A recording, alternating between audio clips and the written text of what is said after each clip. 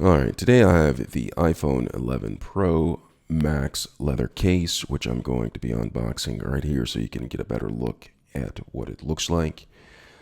Comes in a nice box like this where it says iPhone 11 Pro Max leather case, nothing too fancy.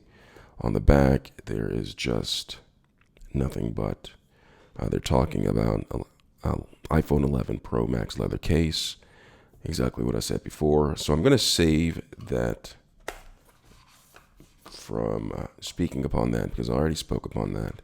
Now inside, I just pulled it open right here, and here's a nice leather case. Pull that open right there. Right here, it shows instructions on how to put the iPhone 11 Pro inside. Just slide it up that way and then drop it like it's hot that way. Fairly clear instructions. Now I want to talk about the leather case really quick. It looks like it will have a nice patina after using it for a while. On the side, there are slots for buttons right here where you can press the buttons for the volume control, as well as the button right here to silence. All right, easily access. There's a window for the 3 cameras that go in here and the power button that's on the side. Let's see what it looks like. It looks fairly strong, like it's going to hold up for a while.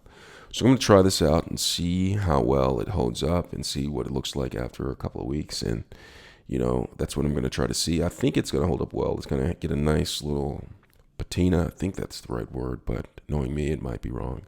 But this is the iPhone 11 Pro Max leather case. I hope this was helpful. Thanks a lot for watching.